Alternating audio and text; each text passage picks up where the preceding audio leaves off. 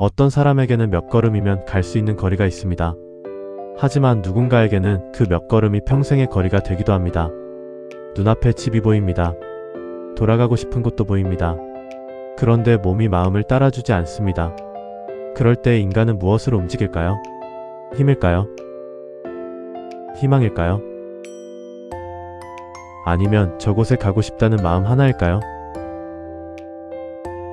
오늘 우리는 한 장의 명화와 한 편의 영화를 통해 아주 오래된 인간의 본능을 바라보려 합니다. 넘어져도 다시 몸을 일으키고 막혀 있어도 다른 길을 찾고 아직 닿지 못했는데도 계속 그곳을 바라보는 마음. 우리는 무엇으로 다시 일어서는가? 우리가 가장 먼저 보는 것은 여인이 아니라 거리입니다. 와이어스의 크리스티나의 세계에는 들판에 쓰러진 듯 보이는 한 여성이 있습니다. 멀리 집이 보이지만 그녀에게 그곳은 쉽게 닿을 수 있는 거리가 아닙니다. 그런데 그녀의 몸은 집을 향하고 있습니다. 쇼생크 탈출의 앤디 역시 높은 벽 안에 갇혀 있지만 마음까지 감옥에 내어주지는 않습니다. 한 사람에게는 들판이, 다른 한 사람에게는 감옥이 놓여 있습니다. 두 작품이 우리에게 보여주는 것은 단순한 희망이 아닙니다. 인간의 존엄은 얼마나 자유로운가 보다. 자유를 잃은 순간에도 어디를 바라보고 있는가에서 드러난다는 것입니다. 넓은 들판이 펼쳐져 있습니다. 풀은 화려한 초록이 아닙니다. 말라있고 거칠고 바람에 눌려 있습니다. 화면 아래에는 한 여성이 있습니다. 분홍빛 옷, 가느다란 팔, 상체를 일으킨 몸. 그런데 그녀의 얼굴은 보이지 않습니다. 우리는 그녀가 무엇을 생각하는지 알 수 없습니다. 대신 그녀가 바라보는 곳은 압니다. 멀리 있는 집입니다. 그래서 이 그림에서 가장 중요한 것은 여인의 표정이 아닙니다. 여인과 집 사이의 노인거리입니다. 그림 속 집은 아주 멀리 있지 않습니다. 자동차를 탄다면 금방 도착할 수 있을 것 같습니다. 건강한 사람이라면 걸어서 갈 수도 있겠지요. 하지만 크리스티나에게는 다릅니다.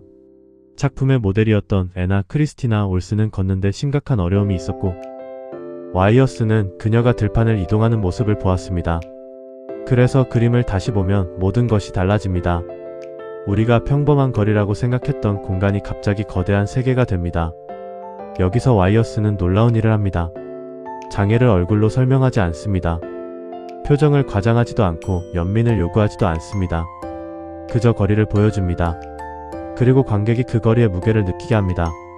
여기서 이 작품은 단순한 슬픔에서 벗어납니다. 크리스티나는 집에서 등을 돌리지 않았습니다. 몸 전체가 그쪽을 향합니다. 팔은 땅을 짚고 있고 등에는 긴장이 남아 있습니다.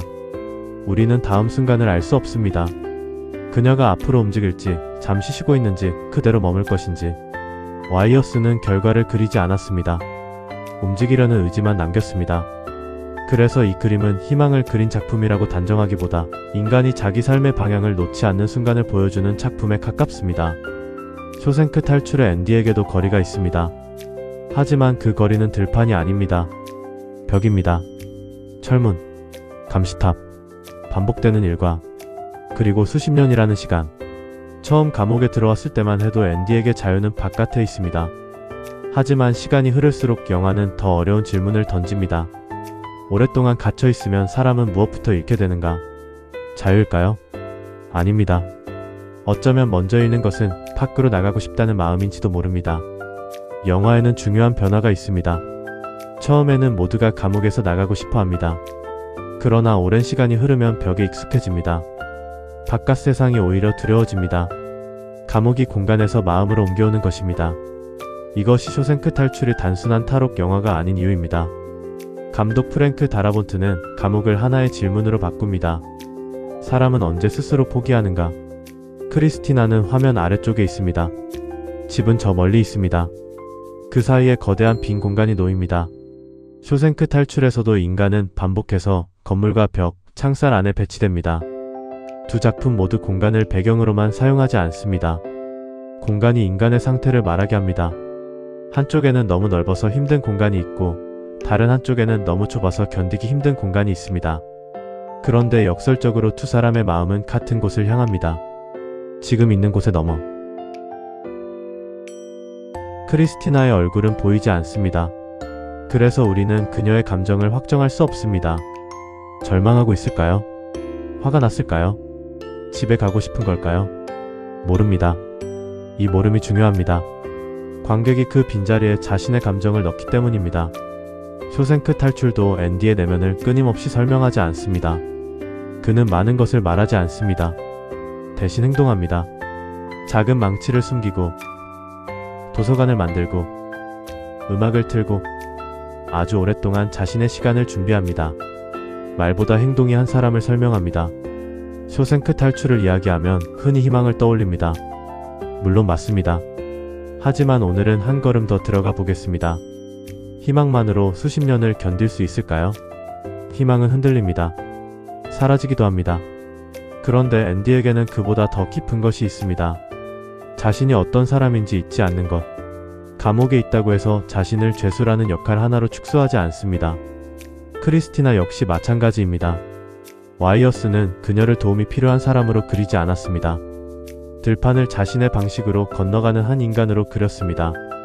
두 작품이 지키고 있는 것은 희망 이전의 존엄입니다. 첫 번째, 멀리 있는 집. 단순한 건물이 아닙니다. 내가 도달하고 싶은 삶입니다. 두 번째, 땅을 짚은 투팔. 누군가에게 의지하기보다 자기 방식으로 움직이는 의지입니다. 세 번째, 쇼생크의 벽. 우리를 가두는 현실이면서 동시에 언젠가는 넘어야 할 경계입니다. 흥미로운 것은 집과 벽이 정반대처럼 보이지만 실제로는 같은 기능을 한다는 것입니다. 둘 다 인간에게 묻습니다. 당신은 어디로 가고 싶은가? 우리는 자유를 보통 이렇게 생각합니다. 하고 싶은 것을 하는 것, 가고 싶은 곳에 가는 것. 하지만 두 작품을 오래 바라보면 자유의 의미가 조금 달라집니다. 몸은 자유롭지 않을 수 있습니다. 환경도 마음대로 바꿀 수 없을 수 있습니다. 그러나 한 가지는 마지막까지 남습니다. 어디를 바라볼 것인가? 바로 이것이 두 작품이 말하는 가장 조용한 자유입니다. 이 그림과 영화가 공유하는 감정을 한 단어로 말한다면 저는 희망보다 불굴에 가깝다고 생각합니다. 거창한 투쟁이 아닙니다. 쓰러지지 않는 것도 아닙니다. 쓰러진 뒤에도 자신이 가고 싶었던 곳을 잊지 않는 것. 그것이 불굴입니다. 그래서 이 감정은 젊은 사람에게만 필요한 것이 아닙니다. 오히려 긴 시간을 살아온 사람에게 더 깊게 다가옵니다. 살다 보면 누구에게나 예전처럼 할 수 없는 것들이 생기기 때문입니다. 그때 중요한 것은 얼마나 빨리 갈 수 있는가가 아니라 아직도 어디를 향하고 있는가입니다. 첫 번째, 사람보다 집을 먼저 보십시오. 얼마나 멀게 느껴지는지 바라봅니다. 두 번째, 크리스티나의 두 팔을 보십시오. 힘이 아니라 방향을 봅니다. 세 번째, 다시 집을 바라보십시오. 이번에는 그 집을 여러분이 아직 도착하지 못한 어떤 것으로 바꾸어 보십시오. 사람일 수도 있고 꿈일 수도 있고 다시 찾고 싶은 자기 자신일 수도 있습니다. 그 순간 이 그림은 크리스티나의 세계에서 당신의 세계로 넘어옵니다. 잠시 생각해 보십시오. 예전보다 늦어졌지만 아직 포기하지 않은 것이 있습니까? 아무도 알아주지 않지만 조금씩 계속하고 있는 일이 있습니까? 혹은 너무 멀어 보여서 이제 그만 바라보려 했던 곳이 있습니까? 그렇다면 오늘만큼은 도착할 수 있는지를 묻지 않아도 좋습니다. 대신 이것만 물어보십시오. 나는 아직 그곳을 바라보고 있는가? 27편의 더 파이팅 테메레르와 1917에서는 맡겨진 길을 끝까지 가는 사명을 보았습니다. 28편에서는 질문이 달라집니다. 누가 맡겨준 길도 없습니다. 박수도 없습니다. 명령도 없습니다. 그런데도 인간은 움직입니다. 왜일까요? 이번에는 타인에 대한 책임이 아니라 자기 삶에 대한 책임이 있기 때문입니다. 그래서 27편이 끝까지 해야 하는 이유였다면 28편은 아무도 시키지 않았는데도 다시 일어나는 이유입니다. 크리스티나는 아직 집에 도착하지 않았습니다. 앤디 역시 긴 시간 동안 벽 안에 있었습니다. 두 사람에게 중요한 것은 얼마나 빨리 도착했느냐가 아니었습니다. 바라보던 곳을 잊지 않았다는 것.